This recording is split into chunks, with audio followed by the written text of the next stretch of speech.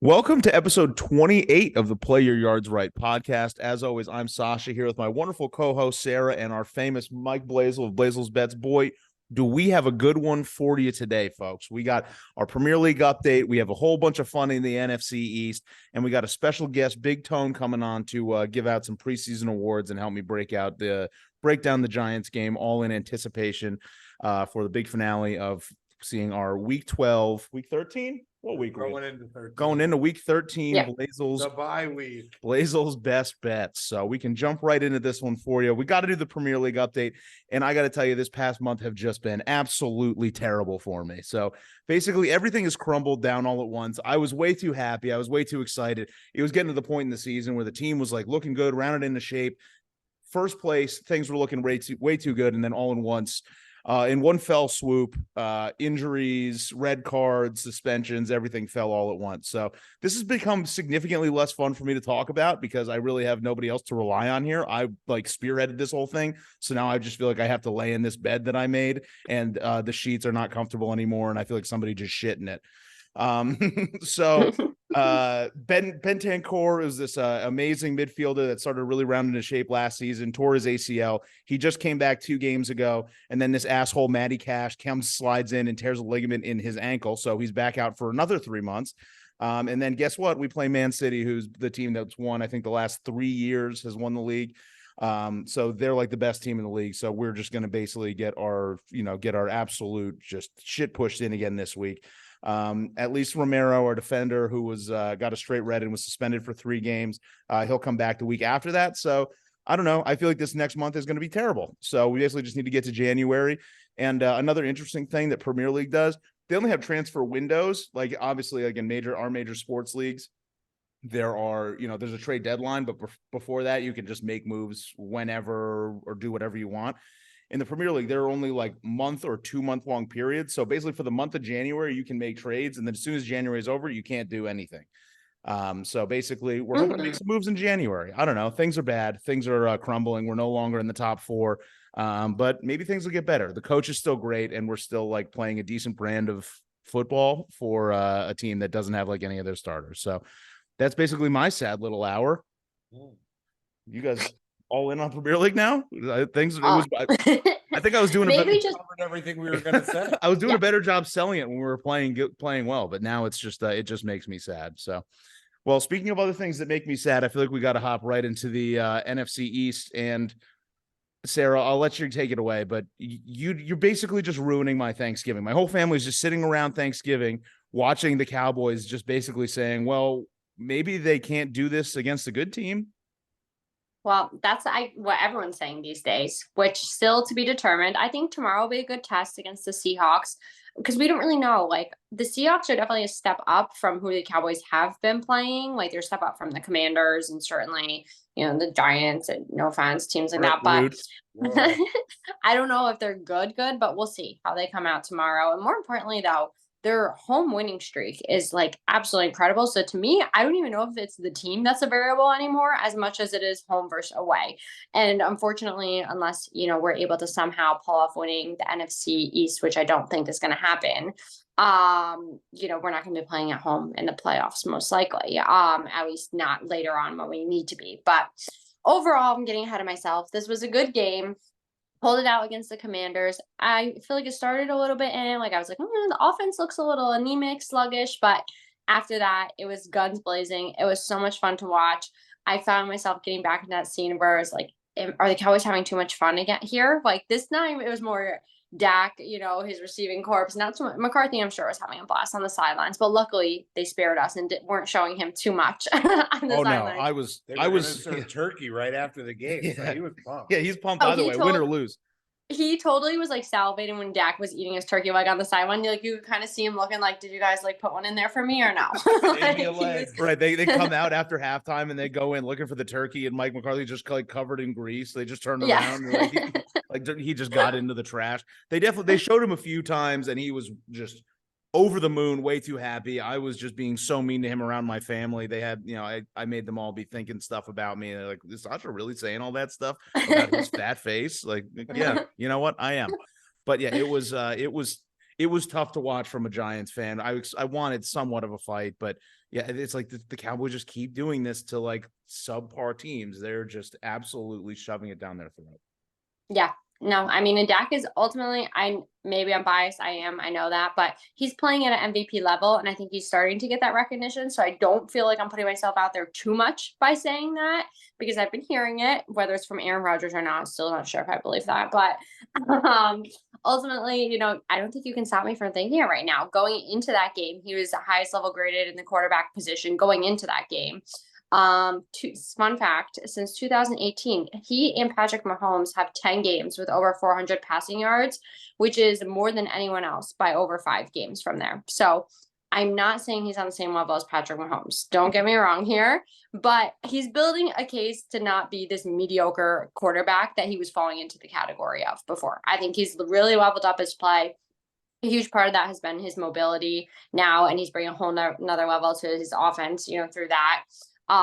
They're having fun doing it, which I think is the biggest thing for them so far. And obviously also it doesn't help, when you have someone on your team, such as Jerron Bland, who has now he tied the record for overall 5th pick 6 of the season. Say that 5 times fast. That was challenging. But I'm absolutely loving the memes and stats about which offensive players he has more touchdowns than.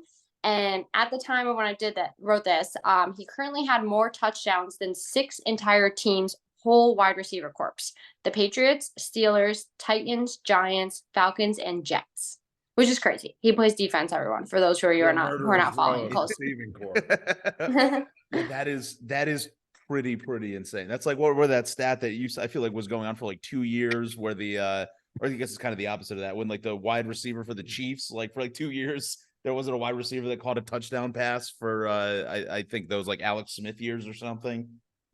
Which was it? The Chiefs, I think, like, I don't know, early. I can fact check myself on that one, but yeah, that is just insane. I think that also is kind of just a sad stat for the rest of those teams. I mean, obviously it's an incredible stat for him, but that's also just like really an insult stat for including the Giants, all of those other teams.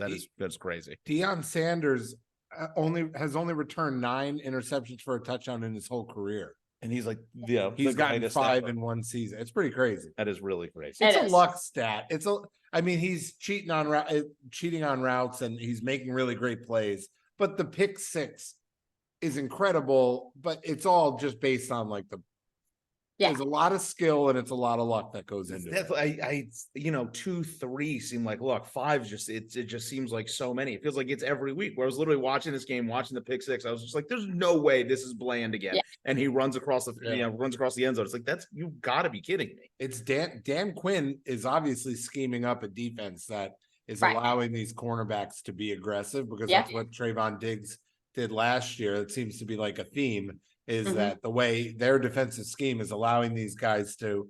I think it's that they're letting them have the option to break off of what their coverage is. Yeah. Because a lot of teams are really strict, and like if you break coverage and try to make a play, you're going to get benched. Right, but he gives them a lot of freedom, and it's working out. He's got the right athletes for it. He's got the athlete clearly to be able to drop the safety and have the help on those to give your guys the freedom to go do that is something else. And that's another thought that I was just reminded of. I think maybe the only thing that makes me more annoyed than a smiley fat face Mike McCarthy is Dan Quinn's backwards hat. Like, you are not 12 years old anymore. Like, what is that backwards hat doing? That drives me crazy. So he's the like rec league dad, like an 11-year-old. Oh, it's much. It's definitely one of those things where if it's like wasn't on the team that I root for, I would be infuriated by it. But I love it because he's going out. Yeah, he's doing this. Your defense looks amazing, so you can't hate on it too much. But it was a great win. I think you guys are going to steamroll the Seahawks again. Shout out Dak Prescott, 325 passing yards. Right, little Blasl best bet. That was the only thing. That was the only thing that made me happy about that game, is I did tell you on that one. But good game all around. We'll see what they got coming next week. Now, in maybe a little less happy news for this podcast, I think on all fronts. I think we all were able to unite this week, and we were all pushing for the Eagles to lose. Everything seemed like everything seemed like it was written in the stars. Things started to go well. The No, Josh Allen was playing out of his mind, and then It was. I think I was driving back from the game, so I think I turned it off. I lost service with about 5 minutes left. So how'd it go? I think the bill. What happened? It went as it does. It went as it does for us at this point. I knew Jake Elliott was going to hit that 60-yard field goal. I was so goddamn sure of it.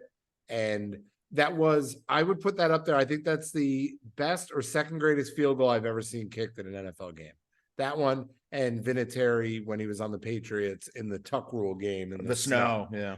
The degree of difficulty on that kick was only the Bills. I don't know what it's OJ Simpson. I think it's OJ Simpson getting acquitted for those 2 murders back in the 90s. All of you, if you don't know, look it up. It was a pretty big story back then. That's a hilarious. OJ allegedly killed a couple of people, and I think we're just paying for it in this sort of weird football karma. It wasn't great. We had it right where we had the advantage the whole game. We were playing against Jalen Hurts. We were playing against Nick Sirianni. We were playing against the entire NFL officiating committee, who missed blatant pass interferences. They turned what was a very clear horse collar tackle on Josh Allen into somehow yet another bullshit intentional grounding, which apparently is now the new sexy call to call against Josh Allen, intentional grounding. They're like, enough of this guy making plays. We're gonna really try to put you in a cage. We had 10 penalties for 95 yards in the first half to the Eagles 1 penalty. It's not even it's an affront to the NFL, who's trying to be a popular league that people are paying attention to. It slows the game down. It ruins the pace. It's not fun to watch as a fan. It's not fun to watch as a Bills fan. And to be so one-sided, I've never seen a game look so one-sided. Dave Portnoy at one point tweeted out in the first half that clearly Roger Goodell wants the Eagles to win this game. Like, it was such a blatant laundry fest of yellow flags against the Bills to hold us back. And then in the second half, multiple times they missed pass interference that you go look it up. Look it up on Twitter. It's everywhere. Holding on Stephon Diggs. There was a pass interference on Trent Sherfield. But and all that aside, if Gabe Davis and Josh Allen connect and figure out on that route, which is an option route, so at that point, Gabe Davis has the choice. When he beats his defender, it's a 0 blitz. He has a choice: break towards the sideline or break towards the center of the field. He breaks towards the sideline. Josh Allen throws it center. And, we do what we do best in overtime, which is our defense just completely turtles. We play a soft zone. McDermott can't coach at the end of these games. All that being said, I've looked it over. I really love our chances to win the AFC East now.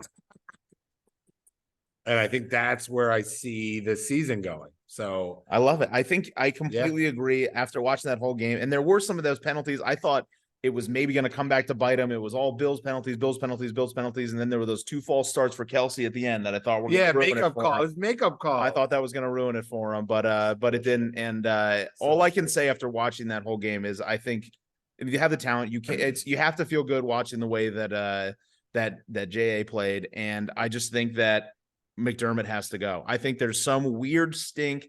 I mean, I'm watching it right now with Tottenham, and from the little bits that I've seen there, it's like, you need somebody new in the building to be like, you got to change the carpets. You got to change something. More like hot shit over there. I just think that there's something about the feeling of these games to like change the entire culture of an organization, because I just feel like they get into these games, they start playing that real soft prevent weird zone. And it's just like, this is happening again. We've seen this 4 or 5, whatever, now 6 times. It's like everybody, really it's like when you can just visualize these things and you've seen it so many times, it just will continue to happen. I mean, I guess credit to the Eagles a little bit. I'm just like, I'm so tired of them winning these stupid games. I want to see them lose. I feel like the more they win these games, the more confident they're going to be going into the playoffs. I mean, yeah, I feel like they're probably going to get the 1 seed at this point. They still have 2 games against the Giants left. And I don't want to see them go in with only 1 loss and have that be the Jets, like feel like an anomaly. Like they need to lose to a good team. I want to see them play their best game and still lose, because I'm tired of these like bullshit excuse wins. The Bills have a plus 101 point differential. If we don't make the playoffs, it will go down as probably, if not the best, like a top 3 best by all statistics and measurements team to not make the playoffs. The Dolphins finished their season playing the Ravens, the Cowboys, and then the Bills. We won our first week against them. So if we win in week 18, we have the tiebreak. If we win every game and the Dolphins lose, who have proven beyond any reasonable doubt that they cannot beat a good team, Tua, look up some stats on Tua. His interception rate is going up. Their offense is stumbling. Raheem Mostert is made of paper mache. Devon, whatever that guy, A-Chain, we're only going to need to know him for like another year because he's not going to make it. He stinks. Tyreek Hill's limping and hobbling off the field every week.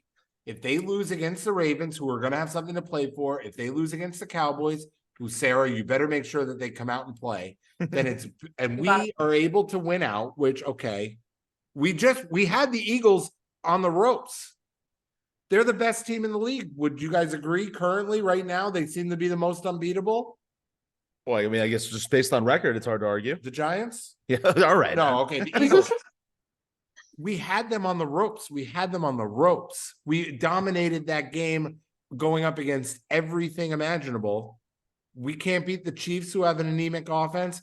We can't beat Dallas coming into Buffalo. Sorry, Sarah. Coming into Buffalo outdoors, probably some weather. That just doesn't seem like a game that's built for Dallas. We can't beat the shitty Chargers. New England's tanking. That's 4 wins. Then we play the Dolphins. We win the division. It's that easy. That's it. So That's it. I'm done.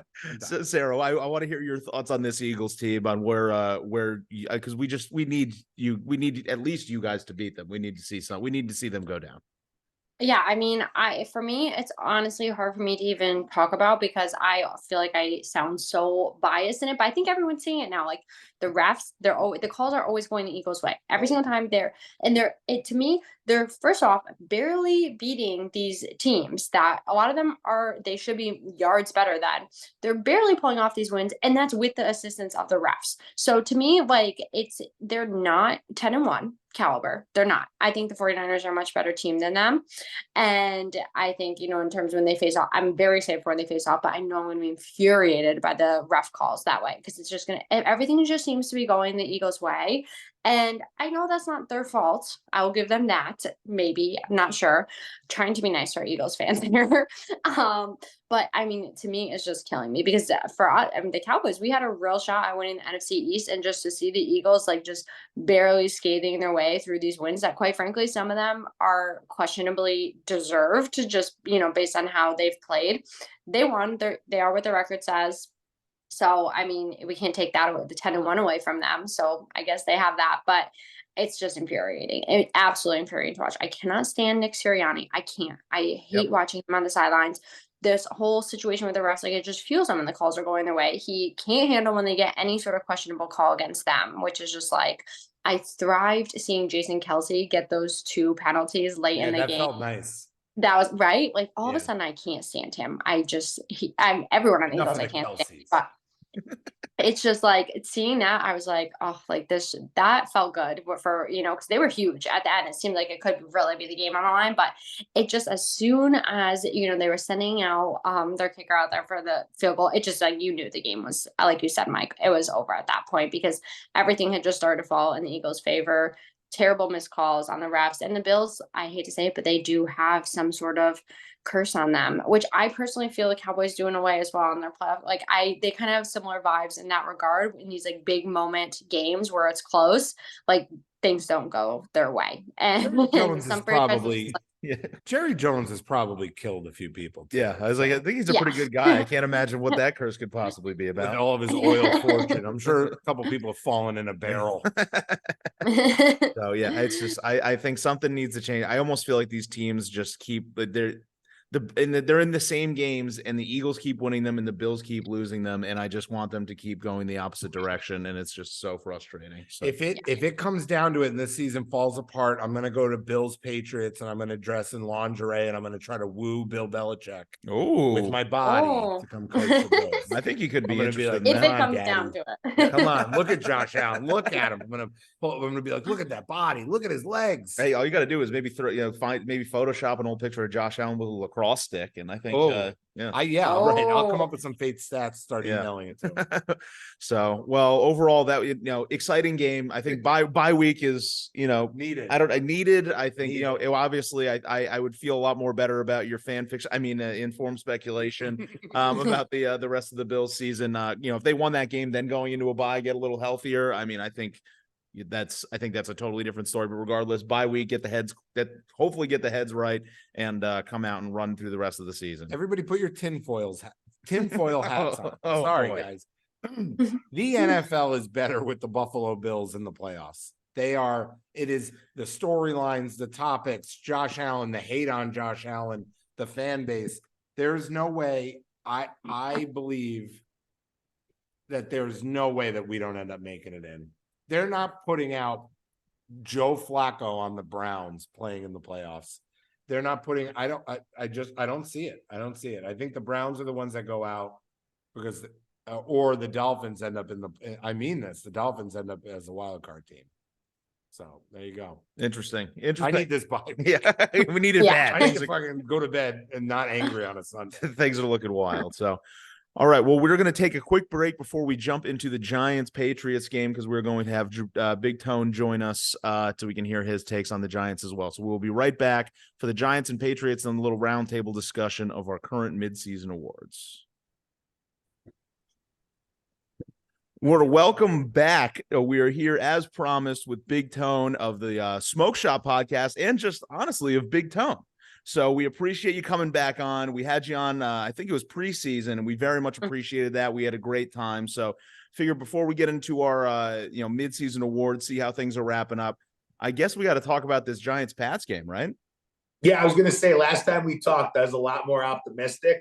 Yeah. I think I had Daniel Jones winning the MVP. He was the best guy ever. He's gonna come to my birthday party. He was all sorts of stuff. Now, a very different tune right now with the New York Football Giants, but also we got Tommy DeVito now. So that's it's a lot going on in New York. Yeah, exactly. This move here. So no, the Giants I appreciate you guys having me back on, but the Giants have been a thorn in the side all season for obvious reasons. Just a complete dumpster fire. So we actually, my wife and I, we did end up actually going down to this game.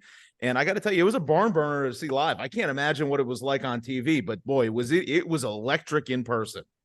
Yeah, dude, I went to the Washington versus the Giants game and where we won 14-7. So we both caught a win, which was but we both caught the ugliest football you're ever going to see, like super ugly football. But the touchdowns that got scored were they were exhilarating. So it's funny because everybody talks about old school football. I don't know if I really want to watch a lot of 10-7 football. That was just gross, No.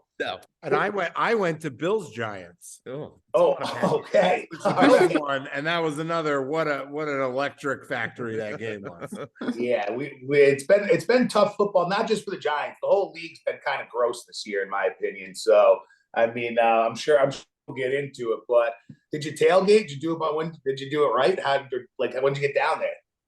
We did that. We left early. It was also Andrea's birthday. So we got down there basically kind of right before, had some drinks. I may have had a few too many. And I think I maybe talked I think I had the highest shit talk per point scored ratio of all time. I was talking shit to these Patriots fans. Like we were up, like we were the Cowboys beating the Commanders. Like we were just not even in the same league. It's like, yeah, they're throwing Bailey Zappi out there. And I was like, I was talking like we didn't put Tommy DeVito out there at quarterback.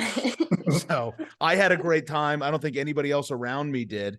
But I was having a ball, and it was all you can do. You get there, you get fired up, and sure, would have made a lot more sense if we lost, I guess, and didn't put ourselves now like pretty securely out of possibly getting one of those top 3 or 4 picks. Yeah, we're doing our best to just we're so dumb. Like you got to lose that game. But I will say this: going to a game is such a commitment that no matter what the record is, you do want a W when you're there. You know, it's just so much better when you get a win when you're at the stadium. But we got to lose games because we're just pissing draft picks away now.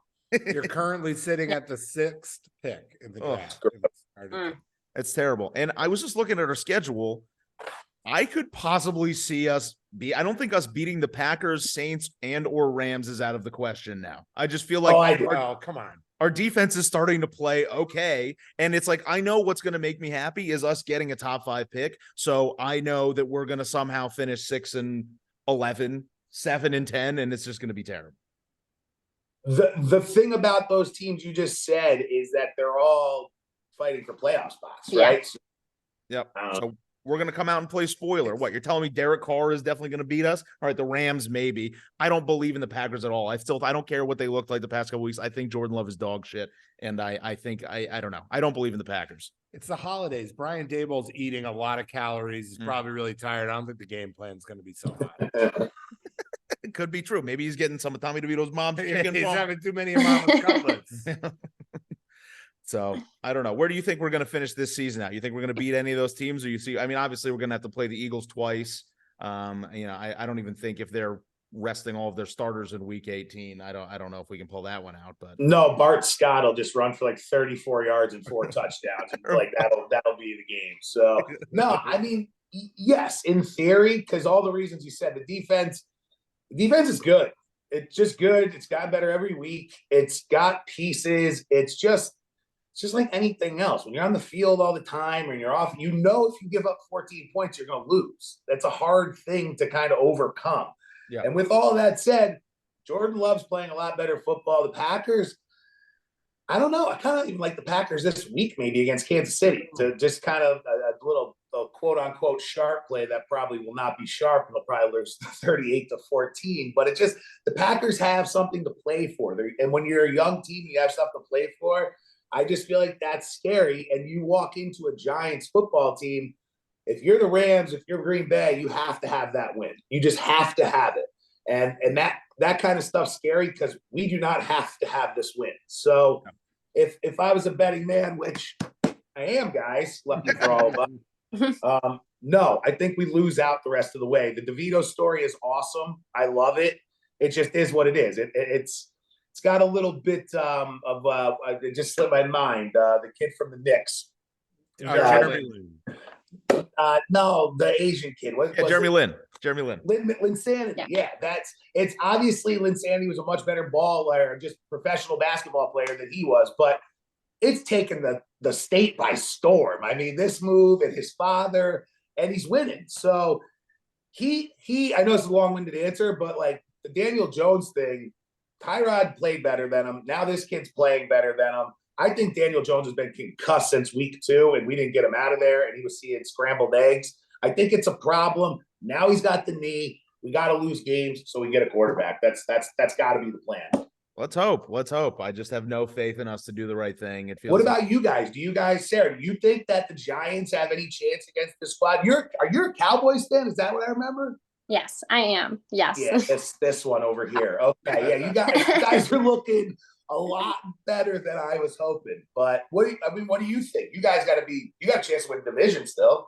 Yeah, very slim, I think, after last weekend, but I'm still not losing hope. But no, I mean, Sasha, I'm sorry, but I think you're on the grieving scale of delusion over this, because I don't think the Giants are going to be any of these teams, the Packers, the Saints. They're bad. The only thing they have going, I mean, watching this game against the Patriots, I was like, one of these teams is trying to lose, and then the other team, like, they still were not able to like give the game to the Giants. Like, that's how bad the Giants were playing. It was like the Patriots were trying their best to lose this game, and the Giants were trying, I think. And for the longest time, this was a 1-score game, and it still only finished that way. So they're not good right now. I think they're confused about what they're supposed to be doing, because I understand people's jobs are in question. So maybe that's what's holding them back from a tank here. I don't know, but I think it's in everyone's best interest for them to start losing some football games. Yeah, I'm with you. You hear all the speculation of like, is Belichick going to get fired? Is this going to happen? Is that going to happen? one thing I do know that happened is he told that kid to miss that kick. Yeah. Like that's what great coaches do. Like he went out there and he said, dude, I won't cut you, but hook this thing. You can't miss more than that, right? Like you just can't miss more than that. I think the Giants are in trouble. Sasha, you're kind of like me with the Yankees. I'm like, but maybe, maybe something cool happens. It's hard. It's hard. And the Daniel Jones contract looks tough right now. You guys are only 2 games back in the loss column from the 7th seed. I'm going to keep being here telling you that all year. Right in it. I saw the press conference. We're not out of it. Like, well, we fucking should be because we're not going to beat anybody. Yeah, I think I'm also partially doing this just to quell my expectations because I don't expect anything good to happen. 3 weeks ago, I was all in on tank. We keep saying we're putting Tommy, DeVito out there. We're in to lose. We're doing the right thing, and then now we start rattling off some wins. So I'm like, well, why else would anything good happen? I mean, who knows if? I mean, whatever. Marvin Harrison Jr. seems like maybe the only sure thing. You never know. Caleb Williams. You never know any of these guys, but it just feels like at least you'd like a chance to get one. So. Pretty sure we'll end up taking somebody I've never heard of, and nothing will change. But I will say, with all the craziness around the Giants this year, like Deonte Banks has looked good. Hyatt's looked good. Like Isaiah Simmons, like those pickups have looked good. So you like to see that from that standpoint. But you need a quarterback in this league, and I'm the biggest Daniel Jones defender out there. But unfortunately, yikes, I think Tyrod Taylor just got out of the ICU, though. Yes. Dude, don't do that to me. Is this like a Willis Reed type situation? Tommy DeVito's family's going to Nancy Kerrigan him. He's not right. They're going to go. They're going to bury him under the new stadium. Yeah.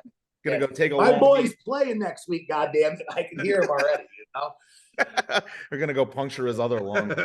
Yeah. Who knows? I can't catch a break. I think this is far too much talking for that game. I think we're probably the people that have talked about that game the longest of maybe of all time. So cleanse the palate a little bit. We had sent you over, wanted to have a little roundtable discussion and kind of do some midseason awards with you. See where your standing was. I know you mentioned you may be a betting man. So maybe if the current MVP, maybe moving forward, if you had to put a bet on somebody, maybe kind of all of the above. So figure maybe start with the big award. Don't know if you want to go first. You want to let us cook a little bit, but I figure I'll give you the floor. We'd love to hear your current MVP of the season ended today. So it's hard, right? Because it's like, obviously you can still point to a Patrick Mahomes, which is an easy pick, obviously, but what they're doing, their defense, the drops, if that's a guy that can be an easy one, but I don't see the value necessarily there because I think it's an easy pick to make. I think if Jared Goff gets these Lions back on track, for a guy who's looked bad and you want some big plus money to sprinkle on taking a long shot, he would be my 25-1 shot. Sprinkle it on him, take a chance, because why not? Everybody wants that to be a good story. And they're like the Bills. Like they're not quite as bad in that regard, but it feels like something's just about to go bad and it's not looked good the last few weeks, but I like it to turn around. That would be like a long shot pick for me to finish out the season. So I like that plus money. That's what I would chase for a long shot. I like that. I like that a lot. I think that's very exciting. Go ahead, Sarah. Sorry. 60-1. Woo! Yeah. Sprinkle City. No, I like it. I love it. I think you have hit the nail on the head. Like that's the feel good story that everyone's wanting to see from here. So as long as the Lions can keep it together and they make a good playoff push, I think that's definitely a possibility. Yeah, I don't see who wouldn't be rooting for that as well. But I mean, I feel like at this point, season ends today. It's hard to say. It's I feel like there hasn't been that outstanding season. There hasn't been that quarterback that's thrown for it's going to throw for 50 touchdowns. It's going to throw for 5,000 yards. Everybody's kind of whatever. But I feel like if in those situations they just take the quarterback of the team with the best record, which would be Jalen Hurts, and I just don't think that guy deserves to be the MVP of the league this year. There is a guy that's going to get 50 touchdowns. Who? It's Josh Allen. Oh. Yeah. So I mean, I'm serious. He's tough to argue against. He's tough to argue against for numerous reasons. All that guy's done is win football games since he's came in. I mean, I think, yeah, he's an easy one, right? He's an easy one. He goes as the team goes. That team just fucking loaded, though. Yeah, yeah, I completely agree. They're insane. And I mean, I don't want to jump the gun here a little bit. It's probably going to be more of an offensive player of the year kind of thing. But if you're talking about what one guy means to a team, and if this team can actually like continue to win games and maybe win, a game against a very good team, I don't know if there's a player that's more important to a team than Tyreek Hill. So I don't think that they would ever give him the MVP. But just watching that guy play, watching the stats he's putting up, I mean, obviously it's hard to compare with the extra week now, but against that Megatron season, like, I mean, what he's doing is just kind of insane. They might give it to him, right? Because if he gets over 2,000 yards, is the first guy to do that, to your point, in a league where no one's really lighting it up in the numbers that we're typically used to seeing from a quarterback standpoint. I guess Lamar could get some love too in that department, but I don't see that happening either, But I don't know. It's going to be interesting, but Tyreek, that team's completely different without him on the field. So that's an MVP to me. I think that's face of the NFL, Tyreek Hill. Ooh. Yeah. Yeah. Maybe not a guy to put on the microphone, but on the field, he's 50-1. He's 50-1. I like that. Yeah, don't let him babysit your kids, but the guy can catch football. That's all I'm saying, He intends to, when he retires, he wants to become a porn star. I don't know if you know that, but he did announce that this year.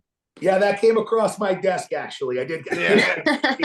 Yeah. I did catch wind of that. That's when you start muting Twitter alerts. It's like, all right, enough. It's Wednesday. Everybody wants these athletes to be honest, and here the guys are laying it out there for you. So whatever. Sure, he's laying it all out. Maybe a little too much. Yeah, he can do whatever he wants. It's kind of a free country. Yeah. He can do it. Sarah, who do you have for your current MVP if the season started or ended today? Well, I feel like Mike and I were both sitting here when you said no one's going to throw for 50 touchdowns, and Mike's thinking Josh Allen, and I'm thinking Dak Prescott as we're sitting here. Oh, yeah, that's because they're the top two. They currently, I think, have the most passing touchdowns. Josh Allen followed by Dak Prescott. So I'm obviously biased in saying this, but I do think, and I said this earlier, so I'm not going to go into it too much, but I do think if the Cowboys make a late playoff push, that Dak Prescott is playing himself into that conversation. So I'm going to will it by probably taking that as my bet, but I understand that's coming from a little bit of place of bias. Unbiased, just if I didn't know anything about anything or didn't care, I would say that's probably the smartest pick. You know what I mean? Yeah. Because of all the reasons you said, and he is balling out right now. I mean, you can say whatever you want about the guy, but that team's clicking, and they're scary right now too. Yep. And speaking of another unbiased opinion, Mike, what do you have for the current MVP? As I violently deleted Jalen Hurts from my notes. The MVP is Josh Allen of the Buffalo Bills. He is the most valuable player in the NFL to his team. He is, and I had this for offensive player of the year, but he's not that anymore. He's the MVP. He has 33 total touchdowns. The next closest is Jalen Hurts with 29, and then it's Prescott with 25. Nobody means more to their team than Josh Allen does. His team is letting him down, and he's going to get over 50 total touchdowns. No problem. What do we have, 5 games left? Yeah. He's going to get over 50 total touchdowns. It's kind of like scoring 50 points, but you shoot 200 times, though, right? The guy throws 70 times a game. I love Josh Allen, right? But you're probably not wrong, but there's a ton of guys you can take away at the quarterback position, and that team is a completely different football team. McDermott is a problem over there. He's a problem. He's just doing the bonehead stuff with timeouts, like 101 type of stuff. That's a train wreck over there right now, and that was about as gut-wrenching of a loss as you can have in the regular season. They needed that. We've been saying it for weeks. Buffalo has to win this game, They just keep losing that game. So I don't see it happening. But love your passion. Well, thank you. Yeah. I've got a lot. I got really. Don't you know what? Blushing on fuck it, Josh Allen. I'm just a regular Joe. Don't you go blushing on me. 40-1. My bet preseason was Trevor Lawrence, which is still I had Sasha went to, because we can't bet on individual awards in New York. So Sasha, you were in where? New Jersey? Yeah. And I gave Sasha some money to put on Trevor, and I still think that's a shot. But at 40-1, if you can bet it, Josh Allen, all I'm saying is if they were to win out, they're still making the playoffs. I mean, it's huge long shot, and we're going against our coach who's trying to lose us games every week. But Yeah, Josh Allen's not the problem there. Definitely not. For sure. Leading the league EPA, which is expected points added per play. He's like way far and above the number one in the NFL.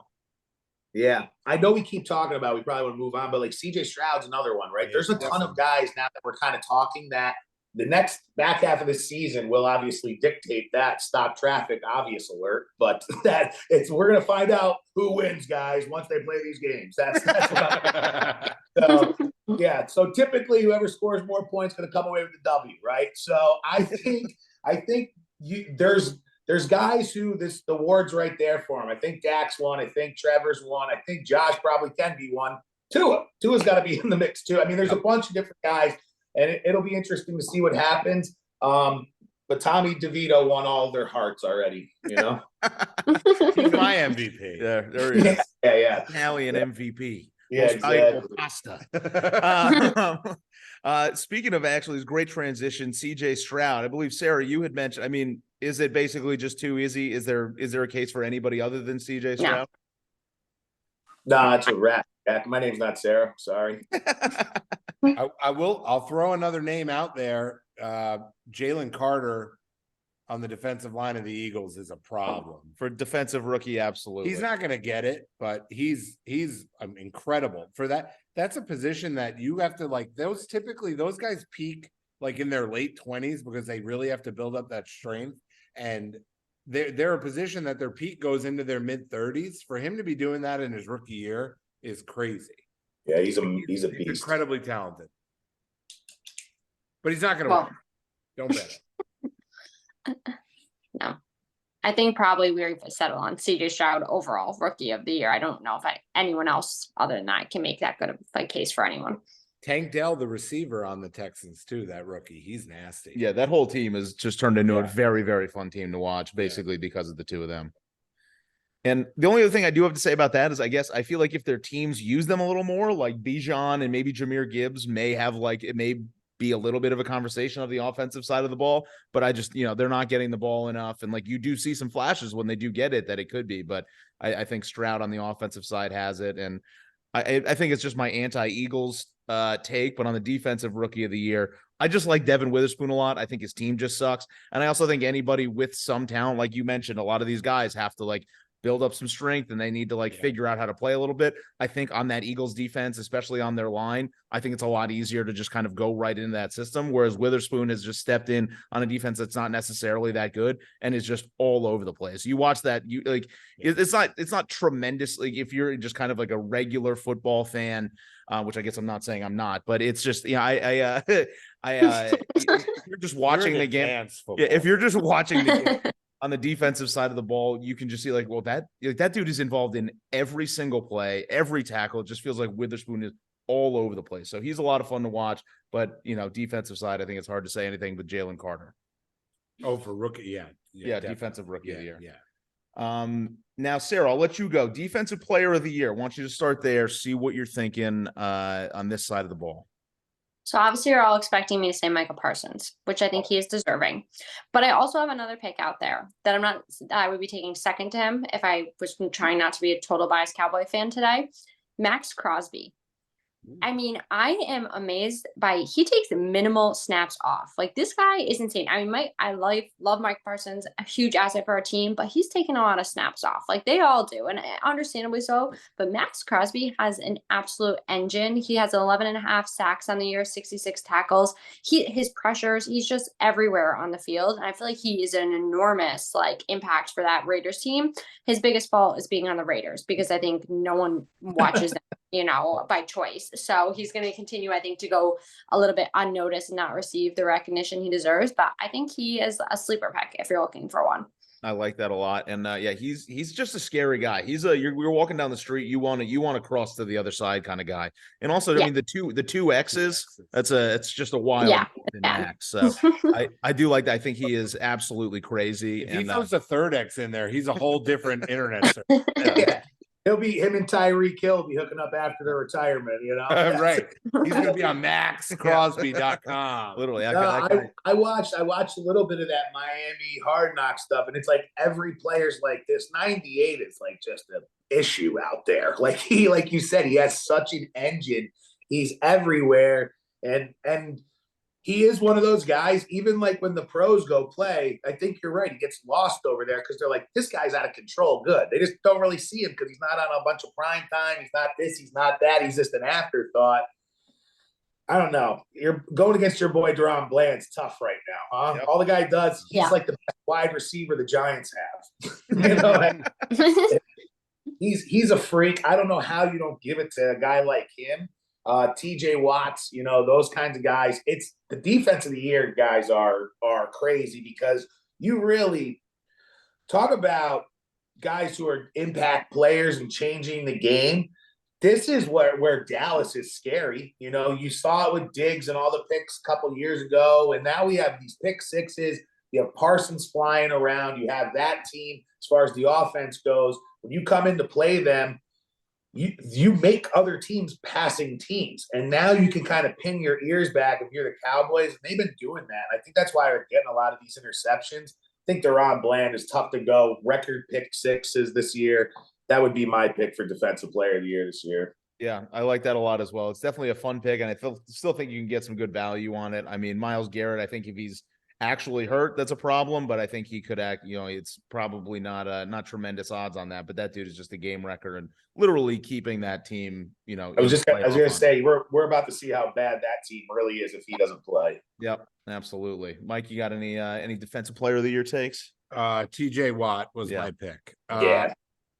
Myles Garrett is still carrying the Browns, and I get it. I just think there is some TJ Watt has that kind of like big moment, and like they know he's going to do something, and he still does something more than anybody I've seen on defense in a really long time. Yes, I would agree with that. It's like, you know, don't let TJ pick this pass off, and somehow he jumps up in the air and picks him. It's crazy. His instincts and like awareness on defense and his ability to run, like he can do everything. Yep. Michael Parsons is getting there. He's the same kind of guy. Yeah. There's a lot of there's a lot of freaks, but he definitely kind of sticks out above the rest in my head too. 100%. And defense is just way up. They're talking at the beginning of the year. I was talking a lot about how like offenses suck, and it's like, well, maybe just defense is like catching up. Really good. Yeah. So they're gonna have to change the rules. Yeah. I think it's part of that. I mean, like, speaking of betting, you never see more over-unders in the history of the NFL under 40 this year. And they're hitting. You know, it's crazy. You're seeing 36.5, 33.5, some gross games. That Giants game was 32.5, and it was 10-7. So, yep. I mean, the defenses are good, but there's a lot of bad teams too. But I think the playoffs will be electric because, you know, the good teams are good, you know? 100%. Yeah. Mike, want to start with you. Offensive player of the year. Trent Williams on the San Francisco 49ers. Not a bad idea. Yeah. Hard to go against. I mean, we saw what that team looked like without him. Yeah, he is. I mean, that's it. I mean, I love Christian McCaffrey, Debo, Brock Purdy. That's all great. If that guy doesn't play, they don't do anything. And he's the best offensive lineman I've ever seen in my life. So yeah. That's it. It's out there. I'm trying to, you know, we're trying to get clicks here. Right, trying something different. Baby. But yeah, that's my pick. He's the best offensive lineman ever. And I maybe not ever, but in a long don't you dare peel back now. He is. Yeah. He's the greatest offensive lineman that's ever lived. Yeah, no, he is. And he's probably one of the nastiest and scariest dudes. And it's literally anybody you ask in the NFL who's the best, it's always him. And then you saw it with that little 2-3 week stretch where him and Debo were both out. Different football team. Brock still looks really good. Brock Purdy is a good quarterback. He's not going anywhere in this league. Yes, he's surrounded by guys. He has still got to do something with them, and he has. But when you know you don't have to worry about what's behind you, that makes things a lot easier. That guy blocks 3 people every play. It's crazy. So yeah, I like that pick. It's an exotic one. It's an exotic. Yeah, I can't find odds on it. No, I don't think he's gonna win. I'll tell you what. I'll take it. I'll take the bet. I'll hold that one for you. Yeah. And Sarah, I want to. I feel like you might go somewhere on the same team if I had to guess. Yeah, I don't love saying it at all, but I feel like Christian McCaffrey is a little hard to go against. He's cooled off a little bit after he tied the consecutive games with a touchdown streak, which is incredible. I mean, that's just like a huge asset to have to your team, like a guaranteed. Some teams struggle to score touchdowns. I'm not pointing fingers, but to know that you have a guaranteed, touchdown essentially, and having him on your team I think is just huge. And we also saw when he was hurt too, that was a little bit during the 49ers stretch when they didn't look so hot. So, I mean, I feel like he's just like an easy favorite. I haven't looked at the odds, but he's probably up there, one of the top few. But I feel like that's where I see this going. I mean, if he ends up, he's not going to break the record this year, but the fact that he was able to tie it, I think he'll get it. Yeah, and he's I think the voters like that. He's a high motor guy. He's really a really smart player. So I think some of the voters like that. Plus 125. Yeah, and I think I kind of touched on my pick a little bit before. I feel like Tyreek is just if he's not winning the MVP, it's watching what he's doing is insane. So Tone, what do you think on offensive player of the year? Yeah, I mean Tyreek's just is going to be the chalk. He's going to get it. I mean, there's just whatever award he's going to win something, right? So I would say it's probably Tyreek. AVN award. What's that? An AVN award. Yeah, exactly. I'm not familiar with his work, but I'll take your word for it. I would say Tyreek is the easy pick, but if you're kind of looking for to get away from it and get something with a little more value, offensive player of the year. I mean, you might want to take a chance at like a CeeDee Lamb or someone like that. These guys are putting up monster numbers, and I hate that I keep even bringing up like Cowboys and Eagles, but AJ Brown. I mean, there are guys who are having ridiculous seasons. AJ Brown put up 125 yards 6 games in a row, maybe 7 games in a row now. The guy's a freak. And by the way, they have 3 other guys who can score at will. So I think you look for stuff like that. Justin Jefferson, even though he hasn't played, I would just give it to him every year because I think that guy is an absolute freak, and we'll see what happens. Tough loss for the Vikings against the Bears, but I think they said Jefferson's coming back, and talk about a guy who's an MVP caliber offensive player and a team trying to make a push in a weird division. I think for me, it's Tyreek Hill, offensive player of the year, and that's just going to be that easy. No one else is going to beat him. No, I think it makes sense. We'll Tone, we'll keep it with you. Round out these last awards before we get to some Super Bowl predictions. Coach of the year. Feel like there's a couple good options. You never really know what's going on. There's obviously some people I think that they maybe don't want to give it to, because this more than anything I feel like is always an award where there's it doesn't matter. Like Bill Belichick's not going to get it every year. Andy Reid's not going to get it every year. I feel like there's a little bit more. Right. A year. So we're if you had to pick one right now, just the way the season's going, obviously a lot can happen in the rest of these games. But up till now, where do you think that award should go? So it changes like literally week to week for me. This year shows like why NFL coaches are probably more important than any other coaches across professional sports. When you lose guys, everybody gets hurt, right? But it's like, how do you scheme? How do you adjust? How do you make things better from a fucking terrible situation, whether it's culture in the clubhouse, new guys, Russell Wilson doing weird, dumb shit on airplanes. And all of a sudden, the Denver Broncos are starting to figure things out. Sean Payton is putting together one of his better coaching performances just based on all of the baggage that was coming with it. But for me, I think there's a guy like Mike Tomlin's another one, winning with weird situations.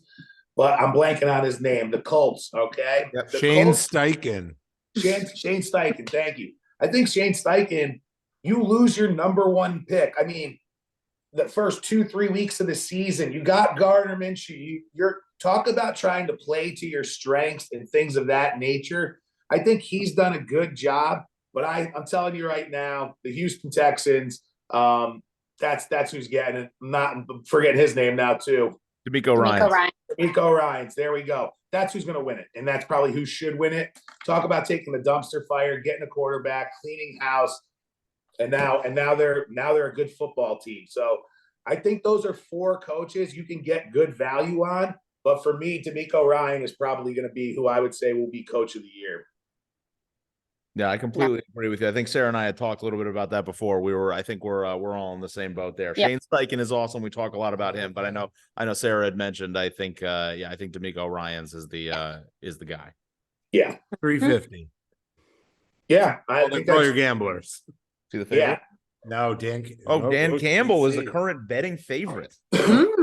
No kneecap biter. See, so this is just like my gambling brain. I love that for our Jared Goff pick, guys. I absolutely love that because that somebody knows something. If that means they got to start winning football games. Why would Dan Campbell? I mean, there's a lot of guys who are doing good coaching jobs right now this season, but D'Amico Ryans that's I think caught everybody off surprises caught everyone by surprise this year. Easy for me to say, am I right? I completely agree. I know we've gone a little long on this segment, so we want to round it out. Want to go updated Super Bowl prediction, see where we're at. We know we've got a little bit. We've seen the layout of the playoffs start to take shape. So quick fire. I want to know current who's playing who and who's coming out with the Super Bowl at the end of the year. Tone, we can give you a little bit of chance to think about it, see where we're going. But Mike, where are you going with this? I'll get the fuck out of here. No. The Bills aren't going to be in the Super Bowl, bro. Hey, I haven't even had a chance to make my pick. Hold on. Let me hold on. I'm checking my notes. Fair enough. Hold on. Plus divide. Okay. Yep. My math is telling me it's Bills 49ers. The Bills winning in a Josh Allen just thrashing. If you wanted to know, that's my heart, and what my head's telling me is it's just going to be Chiefs and Eagles again. And I think the Eagles will beat them. There you go. But the Bills are going to win. So Sarah, what are you? Where are you sitting? I'm down bad. I'm totally revoking who I said earlier in the season, which was Bengals Eagles. I'm not impressed with either team. One because of injury, and the other one just because they're not impressing me. So I'm going with the Ravens 49ers in the Super Bowl. I think the Ravens are flying under the radar. I mean, they're getting the respect, but not Super Bowl discussions as they should be, I think. And the 49ers are just, I don't know, I'll never get that Cowboys game from earlier in the season out of my head. They're an unstoppable force in my eyes, and they're going to win the Super Bowl. Yeah. They have the Super Bowl colors. Have you seen that theory about that, guys? Yeah, we sure have. Yeah. So it's saying it's 49ers Ravens, if you believe in that. It's written in stone. That was my pick as well, but I can't have the same pick as you. So I'm going that the 49ers are going to beat the Jaguars.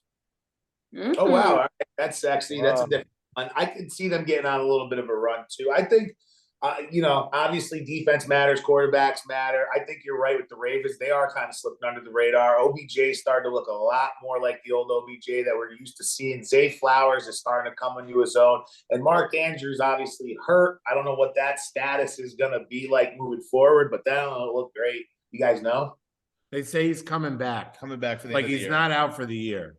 That's just a football guy. I've been complaining for 3 days about chapped lips. This guy literally looked like he was dead 3 days ago, and he's coming back to play football. So we're just built a little different, The Super Bowl, one team I think that we keep forgetting about is the Dolphins. The Dolphins. They have the offense to go up against anybody, and this defense is starting to get pieces back, right? I think the Dolphins get to the Super Bowl this year, and I think they play the Dallas Cowboys. And I think the Miami Dolphins get it done. I really do. All right. Hey, thanks for coming on. Great to talk to you. That's fair. That's fair. But, they're just, listen, it's hard to ignore what that offense is done. And we talked about good coaches and whipping up schemes and changing and adapting. That's a team who can run the football and throw the football. They have to stay healthy, obviously, but that defense has dudes, and give them a few more weeks to figure things out. And they've already looked good. So I think that's the pick I'm going to go with. I think Cowboys versus the Finns, and you'll see the over-under be at 78. Oh yeah, I like that. I also feel like it's a little crazy. Now I feel like we just got to do a little shout out Mike McDaniel, maybe Coach of the Year. I don't know what those numbers are. Plus 500. Plus 500. Yeah. He's got the third odds. We got to at least say his name in the conversation, I imagine. Mm-hmm. Yep. So, he's the best hot mic guy in the league, like ever. Yeah, it's really hard to not like him. He's so funny. He's like it's like more likable, like Greg Popovich kind of thing. Yeah, where it's like you always want to like tune in, see what his like post game little stupid interview is going to be. It's fun. Did you see him with the fans were yelling at him? I forget who were they playing last week? They were yelling at him. Yeah, they were yelling at him because he was in front of the heater. Oh yeah. And he turns around, he goes, "I'm cold," and then he turns around, and then he looks back at him. He goes, "And I'm winning." It was like, oh, that's good. That's great. Yeah, no, he seems like a good guy to play for, and he's got weapons, and I think it's just it's the NFL. You need to have both sides of the football. I think they're starting to show it. 100%. So this is actually the time where we hop into Blazel's bets section, where we do a quick run through on some week 13 bets. So Tone, if you don't have to go, we'd love to keep you around for this for a little bit. Get your quick little takes off on these bets we got for the games. I'll clear my schedule right now for you. They used to be my best bets, but I have not been doing so hot. Fair enough. All right, so we can jump right into this. Usually, depending on last week we had a Turkey Day parlay. Mike had his likes, his locks, and then he's done this thing now where we're calling the Stinky Dog parlay, where we're putting together some underdogs with a little high paying parlay. So, Mike, the floor is yours. Let's see what we got. We're going into week 13. All right. Well, the Turkey Day parlay made us money. So if you're betting that individually, we did really well. So we're back to the Thursday night prop-a-palooza. What I've got for you is Brandon Cooks over 37.5 receiving yards. He has been killing it at home. I love, everybody knows, if it's in the dome, everything's fast, points, yards, points. I think CeeDee Lamb's going to be guarded by your guy Witherspoon there. Yeah. I think Dak Prescott is feeling it. He's in the zone. They're going to smoke the Seahawks one way or the other. Give me Cooks over receiving yards. Give me Dak Prescott over 12.5 rushing yards. At some point in this game, he's breaking one out. Yep. Mm-hmm. And then I like to give a couple TD scores. Let's go back to the well. Brandon Cooks, anytime touchdown score, plus 260. And then for the freaks, let's go Michael Gallup, plus 650. Ooh, I'm not recommending that, but I'm gonna give me every Cowboys, almost like take all the Cowboys receivers except for CeeDee Lamb, like for if you want to get good odds. I think they're gonna score points. I just wonder if CeeDee Lamb's gonna get locked down. I don't hate it. That theory's panned out a few times this year so far. Yeah. No, my favorite little sprinkle has been those quarterback over rushing yards. Yeah. One we'll break one for him. They're dropping into coverage, free up a little bit. You get one or two of those for a first down, you're in business. Yeah, I think that's early in the game too. That's like second drive. You're trying to put your foot on their throat. Prescott's going to break one off. It's 13 yards. He's going to do it. He's been doing it. He's been hitting it. So. And for people listening, every time I do this, like if you don't bet that, like you got to bet that now because by Thursday night that's going to be like 16. Yep. Yeah. Actually, we should talk. We should put a note in that, Sasha, to relook and see when the game goes off. When I remember to bet it where it's at, because I lose every time when I bet the number when it comes out, not when I say it. So all right, we'll change that's that. Fair. To that. All right, going into week 13, we got a nice little week ahead of us. Who knows? I think it's a great week for me. Bills are on vacation. Enough of that shit. Time for you to put your hard hat on and go to work. Someone's got to work because Josh Allen's in Cancun, wherever he is. I'll give you my likes. I love Titans at home plus 1.5 versus Colts. I've been all over the Colts. On this podcast, I'm a big Shane Steichen guy. I think Gardner Minshew's falling apart. Yeah, and the Titans aren't out of it. No. So give me Vrabel at home. Give me, take a point, I guess. You could take the money line. I think they're minus 105 money line. Yeah, gotta love a home dog. And that's really the only place they've played well this year. They've been dog shit on the road. They play well at home. Like you said, this is a division that is still open. I don't know. I don't know. I think it's a tough game. That's a tough game, but I think, like you said, at home, I don't hate it. I look at the crystal ball of the season, and the Colts are a great story, but they're not a playoff team. And so, like in my head, how do they not be a playoff team? They lose this game. Like they lose a game like this, and they start to come back to earth. And Minshew has just been like borderline benchable. Like he's turning the ball over now, and it's just a guy like Vrabel is probably out of there after this year. I think he's going to go back to the Patriots. And like, I wonder on the back end, like if they have a terrible record, does that affect his contract? Like how much he's going to get paid by another team? I got to think about all that stuff. I don't think so. I think I think the league respects him. I think Vrabel's going to have a home wherever he wants to for a while. I think he's got the stuff still, and he's just kind of going up against it right now with this squad. Yeah. I've loved the Colts, and I don't love them on the road. Love it. I like you said, Tone, Packers +6 versus Chiefs. I feel like that's stealing money in Green Bay. Yep. Chiefs can't score in the second half.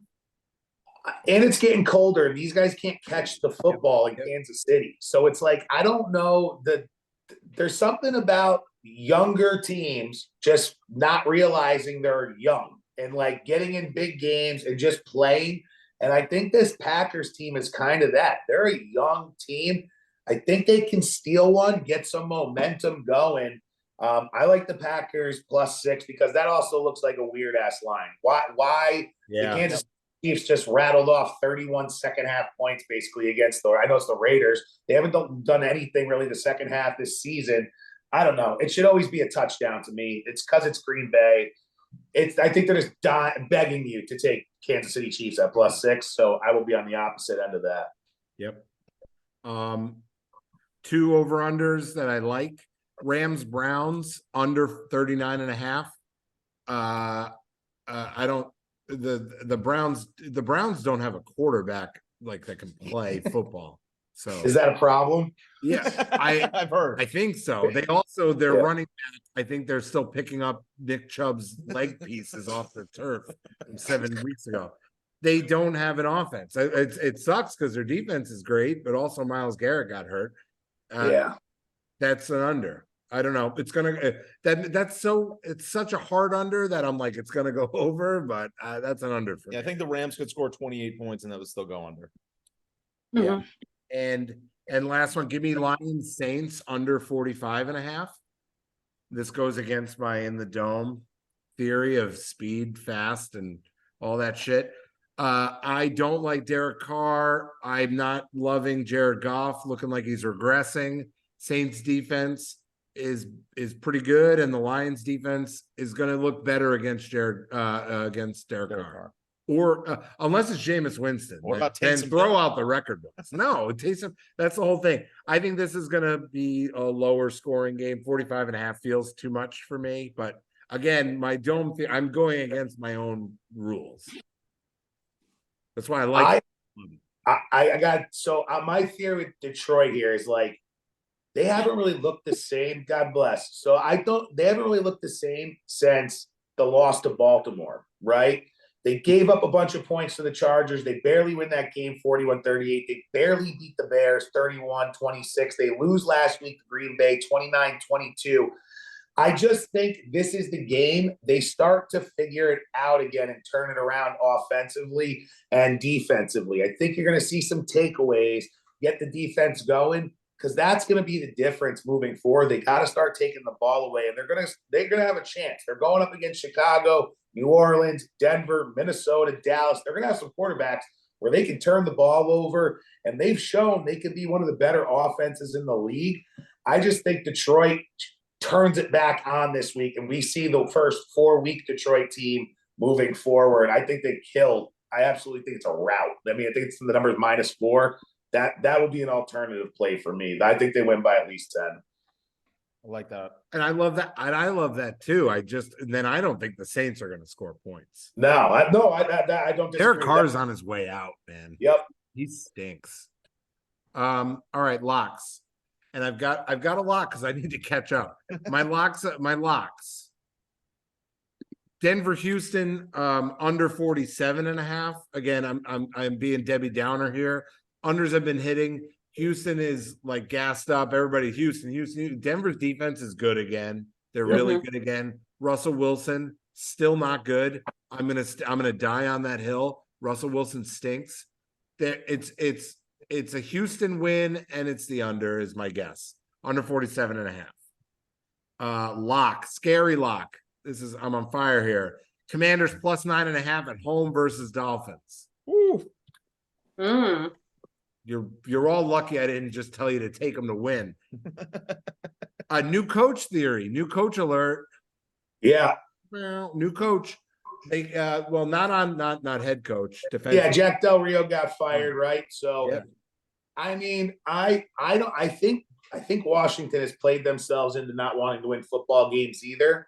Yeah. And I think they're just kind of rolling their dudes out. That one scares me a little bit. The Denver-Houston one scares me a little bit too. That 47 feels like a big, big number. So your locks, I'm not on these ones, buddy. All right. Well, I'm gonna scare you a lot this week. Well, maybe you'll I got crushed last week, so don't listen to me. Listen, me too, man. It was all the Bills, the fucking Bills. Bills aren't playing, so I can't lose a lot of money. Eagles, Niners under 47.5. Love that. Yep. Thank you. All right. We're back. We're back.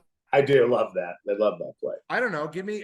There's 100 reasons why you would take this under. I think everybody's betting the over. I think that's the whole thing. It's like this is like game of the year type stuff where every stupid college gambler is over. Oh, I listen to Barstool. Oh, would never bet the under. This over has been bet up.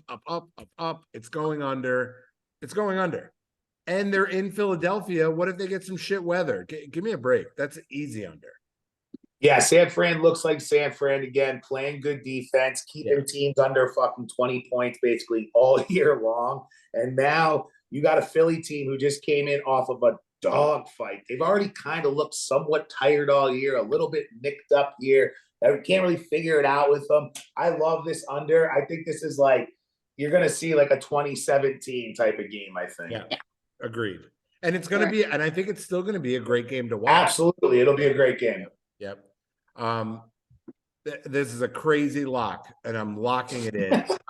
Frank Reich is a horrendous coach. The Carolina Panthers do not have their number one pick. The Carolina Panthers are going to beat the Buccaneers. I like that. I kind of like that. Because the Bucs, I mean, is that in Tampa Bay though? Yep. On the road too. I like it. I can't. I guess that's the only place Baker plays well too. It feels like it's there. But I like you taking that money line. Or you just taking the 5.5 and 6 for my bet. I wanted to take the number. I'm taking money line. Because I can't stop looking at it. I'm taking the money line. It's like plus 205. Yeah, it sounds dumb, but I almost feel like if they cover, they win. You know, I think right if they're going to cover it all. I think the Buccaneers, they're in the same situation the Panthers were. Like Todd Bowles is going to get fired most likely at the end of this year. There's going to be a huge change up there. And Frank Reich is a bad head coach, and now he's gone. And you're going to have the same thing the Raiders had. You're going to have that bounce. Coaches out. Here they come. It's just I don't know. This just screams like the Panthers are winning this game somehow. I like that. Don't hate that at all. It's a big thing. New coach. They always seems like they. Yeah. Who doesn't love Chris? What's Chris Tabor? Tabor. Yeah. You guys know him. The guy we've all been clamoring for. The Tabes? The Tabester. Everybody knows the Tabes. Have you seen the way the Panthers punt? Unbelievable. Special teams. Something else. All right, my Uber lock. This is the one. Uber lock. Nuts on the table. Rams minus 3.5 versus the Browns. The Rams are making the playoffs. They have everything to play for. They have nothing else to lose. Their cap situation and pick situation. Matt Stafford's got a couple of years left. Browns, I remind you, don't have a quarterback. Yeah. No, I love this pick. I mentioned earlier to you guys, I think the Rams and Green Bay are teams that are like, hey, we can still do this. We're 5-6, but the numbers, the math makes sense, you know? And I think for all the reasons you said, and you got to think, if you are an offensive lineman and you go into this game and that dog isn't lining up across from you, there's just got to be a sense of a win already, right? Like, I don't have to deal with Myles Garrett all day. I don't know. I think that gives you a spark. I love that pick as well. Plus the numbers 3.5 just seems odd again, but I like the Rams at home there as well. The only thing I will say that is scaring me is it was 5.5. Yep. And so I wonder if that 2 points is Myles Garrett playing. 1,000%. I still don't care. That guy, Kyron Williams, the running back for the Rams, is legitimately awesome. And he catches passes, and Cooper Kupp stayed healthy. So and Sean McVay and Matt Stafford know how to deal with a guy and game plan. I mean, yeah, I think there's enough there still to like the Rams for sure. Yeah. I think the Browns are on firmly on the way down. Yes. All right, leaves us with the stinky dog. This dog stinks a little less, but I'm going to give you a way to spice it up at the end. So, stinky dog parlay, easy one. You're not going to like this, Tone. The second part of it. I have Carolina over the Bucks, obviously going back, and I'm going to parlay that with Saints over Lions. Ooh. Yeah, that's Disgusting, bad defensive, like a 17-13 Saints somehow win. It's gross. Derek Carr's crying, mascara running down his face. And if you want to throw one in there, so that'll give you 7-1. So it's plus 700. like that. If you want to get spicy, if you're feeling nasty, if you're feeling nasty, just throw the Titans in there. Get you to 15-1. I feel like the Titans are a non-dangerous way to pick that. You get that to 15-1. There you go. These aren't fun bets. They stink. They stink. I don't want to bet it, but I do it. Listen, it's the NFL. We see it literally every week. And anybody who thinks they're an NFL sharp is just not. I mean, it's the hardest thing to bet on in the world. It's a week-to-week league. All these guys are playing in the NFL, like you hear all that corny coach speech. It's true. I just, I get your logic, but I'm going to find I think the Lions find a way to get it done. Interesting. So, Tom, before I run through these, I don't want to put you on the spot here or anything. Don't know if you got a lock of the week you want to leave on the record. I mean, so I would give you. I don't know if I have a lock necessarily yet. All right, but I do think that it'll be. I think it'll be a week where we see more overs than unders. And I hate to do that to you because you just mentioned a couple of unders. No, fade me. You're going to be right. Yeah, but a lot of these numbers, I mean, I mentioned it earlier today, they're not really important when I mentioned it, but I did mention it when we were talking, that you've seen more unders hitting this year. You've seen more totals at 40 or under than ever.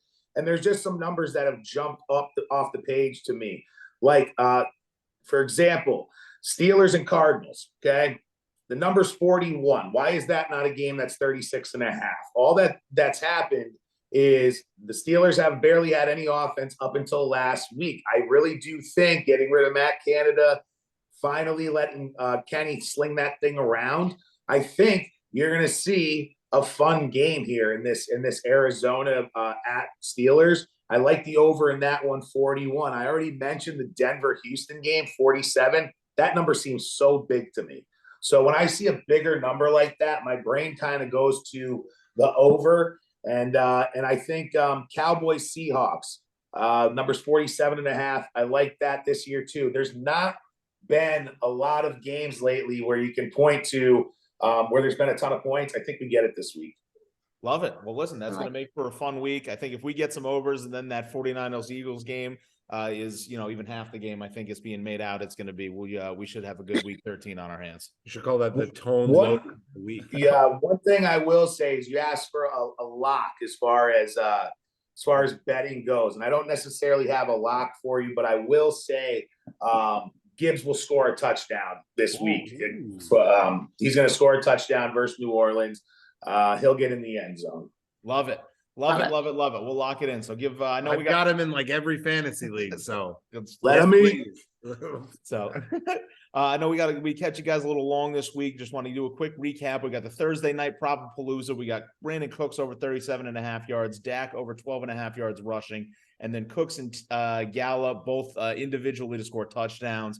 We got the bets for week 13, the likes, Titans plus 1.5 over the Colts, Packers plus 6 over the Chiefs, Rams and Browns under 39.5, and the Lions and Saints under 45.5. Going into the locks here, Denver, Houston under 47.5, Commanders plus 9.5 at the Miami Dolphins, Eagles 49ers under 47.5, and the Carolina over the Bucks. Then move in Mike's Uber lock of the week, Rams minus 3.5 versus the Browns. Tone's lock bet of the week. I know we're not doing that yet. Listen, you come up with something, we can throw it on our Instagram, throw it on our Twitter. We got Gibbs. Touchdown, Tony, touchdown. Gibbs. There you go. Touchdown, Tony. We got Gibbs scoring a touchdown, and keep an eye on those overs. And you can't forget about the stinky dog parlay of the week. This week, plus 700. Carolina over Bucks and Saints over Lions. If you're feeling froggy, throw the Titans in there, make it plus 1,500. Listen, if the Lions lose, I hope you win every bet that you have with the Saints. How about that? I promise you that I won't. Yeah. Lions will win, Rams will lose. We're both fucked. Yeah, there you go. Somebody's gonna fuck me in the end. Don't worry. Absolutely. Hopefully, it's inevitable. So listen, Tone, thank you again for coming on. We appreciate having you on. It's always fun. Maybe we can get you again near the end of the season. Maybe throw some bets together for the Super Bowl. Who knows? It's always a good time having you on, and we really appreciate it. I appreciate it 1,000%, and pray for Juan Soto, guys. Okay. Pray for Juan Soto. I would love that more. What are they going to have to give up for him? Oh my God! I mean, arms, ears. Are they going to have to give up? What's his name? The Brian Cashman, Aaron Boone. Yeah, you can give them up. Who's the guy who hitting all the home runs? Why is his name escaping me? Oh, Dominguez? Yeah. You think? Nah, I don't think so. I don't think they would get rid of for the Martian. I don't think they would do it. I think that's hard. Yeah. I think they will unload a lot of their young pitching, and maybe you see a Glaber or somebody like that in the mix as well. I don't know. It'll be interesting, but it'll be we have a lot of young talent we can unload. This is a player we better do it for. Yeah. I can't give up Dominguez at all. He's incredible. I just can't. I just have so little. I just have no faith anymore. I just think that stuff that Cashman came out and said about Stanton. Also knowing that Stanton's agent is the same agent of this dude coming over from Japan. Where he's going to come out and say, "Oh, apparently going to be made out of Teflon to play in New York." So it's like, what are you doing, man? Dude, he just had the tone of the guy at work who wants to get fired. He's like, "Fuck you, man. You do it." He's like, he had that kind of attitude, right? And it was just like, dude, what are you doing? Like, stop it. Like, even if you think that, just knock it off. Yeah, just go say it in the mirror somewhere. Go fuck off. Steinbrenner is clawing at the coffin, trying to get out. Oh, God willing, he does. Well, Tone, thank you again, everybody. Thanks, guys. Follow Big Tone on Instagram. Find him on Twitter as well, and go listen to the Smoke Shop as well. It's another great podcast. So tonight 8:00 on YouTube at the Smoke Shop. We're talking some football as well. If you want to do round 2, Absolutely.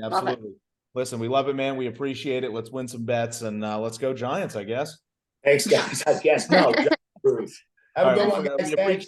So yeah, we appreciate everybody listening. As always, follow us on Instagram, follow us on YouTube. We put them out there as well now, wherever you get podcasts. Thanks for everything. Thanks for keeping us around. I'm super thankful for you. Thanksgiving. Have a wonderful. It was a wonderful in the spirit over here. Feeling good, feeling great. So love you guys, and we will talk to you soon.